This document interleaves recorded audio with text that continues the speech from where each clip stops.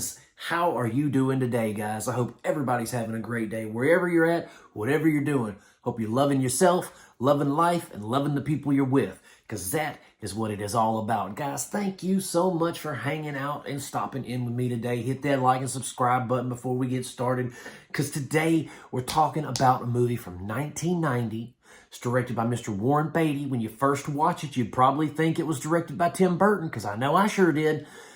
This is Dick Tracy, starring Warren. I mean, we got a who's who. A-list, Al Pacino, William Forsythe, Dustin Hoffman, Warren Beatty, Madonna. We have got a who's who, A-list cast in this comic book adaptation. And guys, this is what a comic book movie should be. I ain't gonna lie to you.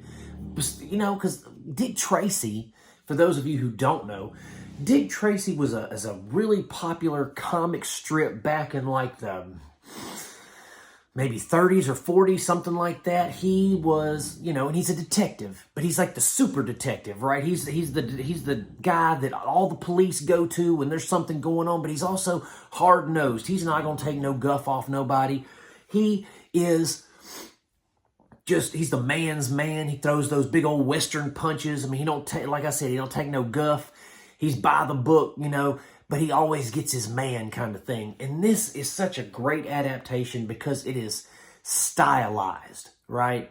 It's not just like, oh, we're going to make Dick Tracy and we're just going to make it like it's an everyday film. No, this was your villains, like you got Flat Top, William Forsythe, and he's got this square head with the flat top haircut. You got Mumbles, Dustin Hoffman, where he's like, and his face is all drawn.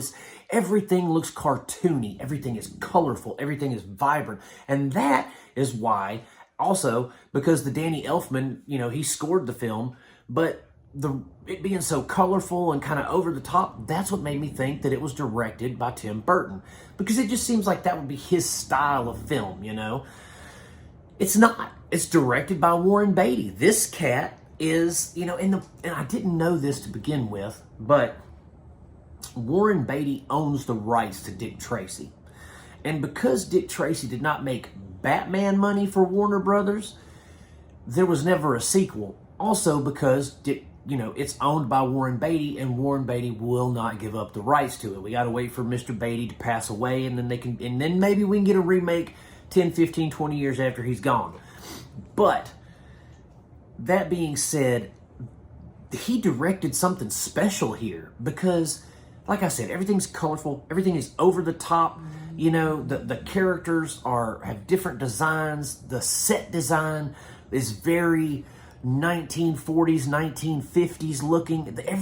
Everything about this film, production-wise, is just immaculate. It's beautiful. The acting is fantastic, especially from character actors like Dustin Hoffman, you know, William Forsythe. I wouldn't say that Warren Beatty's a character actor, but he's an actor's actor, and so he really delivers too. My only complaint in this film at all is Madonna.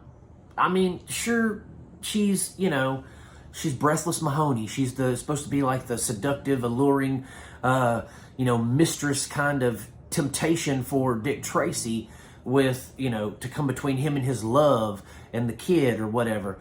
But really, she's just Madonna. She's not acting. She's just a sex pot. She just walks around looking sultry and singing. That's all she does. And Al Pacino, the chemistry between her and Al Pacino, I could believe it because she didn't do anything and he just kind of verbally abused her. So, I don't know. It was just, her performance wasn't anywhere near everyone else's. Al Pacino, I love as Big Boy Caprice.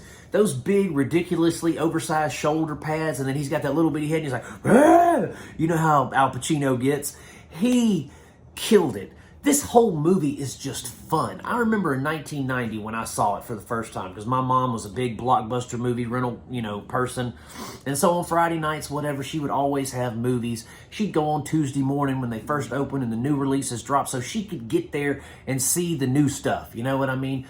And so when Dick Tracy came out, I remember she rented that and we watched it, and I fell in love with this movie. I got the Nintendo video game, which was impossibly hard. I mean, I had action figures. It was a cool movie for kids. And that's what another thing I liked about it was there wasn't any cursing. There wasn't like a lot of over-the-top violence or anything like that. It was the old cowboy style violence, like fist fights and Tommy guns spelling out names, but no one ever really, you didn't see people really bite it, if you know what I mean. Like you didn't see a guy get, it was implied. And that's what I liked about it, because this came out around the same time as The Rocketeer and stuff like that.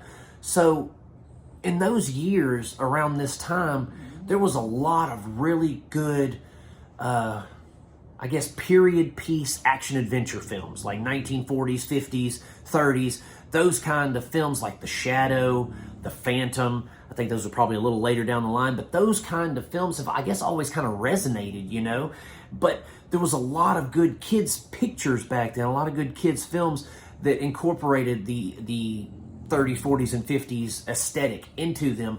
And I loved it, man. And I think that this film is absolutely beautiful. The performances are great. I just wished that Mr. Beatty would say, hey, I know it didn't make a lot of money. I know it did, but people love it. It's a cult classic, in my opinion.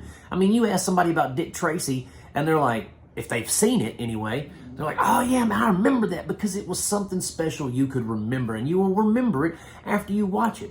It's not streaming anywhere, guys. It's not streaming. You have to either own it or find it and pay some coin for it. Thankfully, though, I am in the I say minority. I'm in the group that owns a physical Blu-ray copy of it, and I'm so glad I do. I really am, because this is something I'm going to share this with my youngest son, actually, now that I think about it, here pretty soon, because he deserves to see good action cinema for kids, and that's what this is. So, guys, thank you so much for hanging out with me, listening to me talk about Dick Tracy. Hit that like and subscribe button on my way out. I love you guys. Come on back next time, and I'm going to keep making them as long as you keep watching them, my friends. Peace out. God bless you, and I'll see you soon.